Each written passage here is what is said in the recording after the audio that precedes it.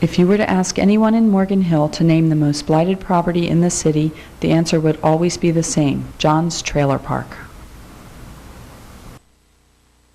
This very visible 2.9-acre site consisted of 4 separate parcels containing 2 commercial structures, 14 dilapidated single-wide trailers, 2 houses, 2 duplexes, and 2 fourplexes. The property was fully leased, and most of the 28 housing units were terribly overcrowded. Many had leaking roofs, no heat, and other unsafe conditions. Most of the tenants did not speak English, and the majority had incomes below 35% of area median. The remainder were below 50%. The neighborhood surrounding John's Trailer Park had the highest police call rate in the city.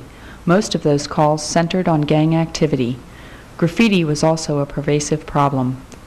City code enforcement efforts had been largely unproductive since trailer parks are under state jurisdiction, not city jurisdiction, and the owner, who also owned all of the coaches, consistently refused entry to all inspectors.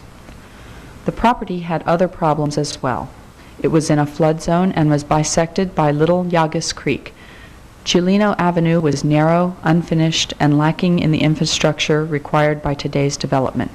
It was just a terribly blighted, run-down area, very unhealthy place to live. When I used to drive by the Jones Trailer Park, I felt a sense of frustration, of wanting to do something to fix this problem, but yet also feeling that my hands were tied behind my back, so that no matter what we tried to do, it seemed to be fruitless, because the fact that the state controlled the project area. So it was a strong sense of frustration, of wanting to do something to fix the problem.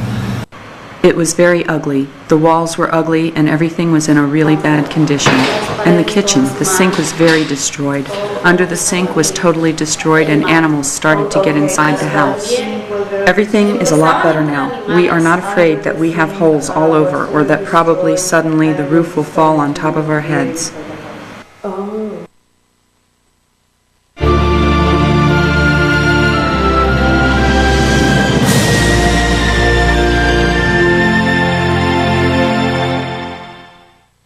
In July of 1999, when South County Housing took title to the property, they celebrated by cleaning up the property and eliminating the graffiti at the rear of the shopping center.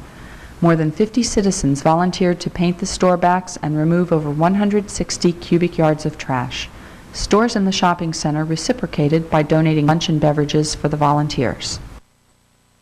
Working with South County Housing and using the city's redevelopment agency funds, we were able to ultimately acquire the land and the property, and that was a tough situation, because the owner was unwilling to sell at a reasonable price, and the city could not use, actually the redevelopment agency could not use eminent domain. We did ultimately come up with a price that was, although on the high side, ultimately, as it turned out, was a good price for the overall project.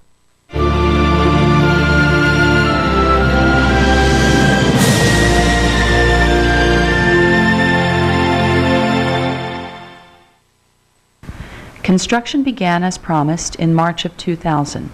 By August 2001, the new apartments were occupied. The majority of the tenants from John's Trailer Park returned to their original home site. Villa Ciolino's financing structure targeted 17 families with incomes at or below 35% of median. All others have incomes below the 50% level. There's basically 2 types of buildings. There's an 8-unit complex, there's 2 of those buildings, and there's 3 sixplexes. And within those, there's a combination of 3 bedrooms, 2 bedrooms, and within that, then there's, I believe, 2 handicap units in the whole mix. And the handicap units, as well as the accessibility to the site, was a big challenge in that the site was not flat and required a lot of innovative grading and a series of steps and ramps that all connected the public sidewalks to the units to the parking. That was a very difficult part of the project. Other parts that were difficult were working with the water district.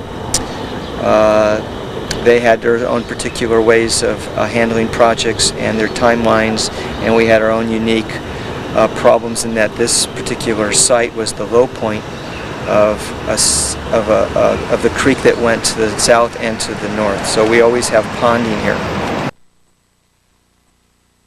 A number of ongoing programs were instituted when Villa Ciolino opened. First was Neighborhood Watch and Drug and Gang Avoidance classes. South County Housing also provides on- and off-site tutoring, homework assistance sessions, art, dance, and cultural programs, as well as access to and scholarships for organized sports for youth. There are programs to educate against teen pregnancies and adult classes in ESL, parenting, and citizenship. Villa Ciolino provides a number of physical amenities that were not available before. There are 2 community rooms, a tot lot, a basketball hoop, and a play area. Along the banks of the creek are areas for barbecues, picnics, and private gardens. This is also the beginning of the south portion of the Creekside Trail, a system of bicycle and pedestrian paths through town which connect all the way to San Jose in the north. Infrastructure improvements included extending a highway median island past the Ciolino intersection to reduce the number and speed of vehicles using this residential street. Ciolino Avenue itself was widened to accommodate on-street parking. Curbs, gutters, and sidewalks were installed on the south side of the street. Additional street lighting was installed on both sides of the street, and utilities were undergrounded within the street right-of-way.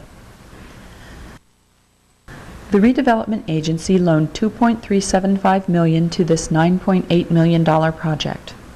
55-year restrictions will ensure that the apartments remain affordable throughout their projected lifetime. Police response and gang activity in the surrounding area have remained well below the previous year's statistics. The store backs that were painted in the summer of 1999 are still virtually graffiti-free. The project's management staff continue their outreach and networking plans with the police and local social agencies to provide information, opportunities, and activities for the Villa Ciolino residents. Additionally, Villa Ciolino is acting as a catalyst for the city's efforts to revitalize the adjacent neighborhood shopping center. Well, when I drive by Villa Ciolino today, I have a sense of pride, a sense of accomplishment, a sense that we can make a difference, that there are ways to solve even some of the toughest problems. So it's a strong sense that we were successful. Here was a tough problem that we tackled, we addressed, and were able to successfully provide a wonderful living environment, homes for families that desperately needed it.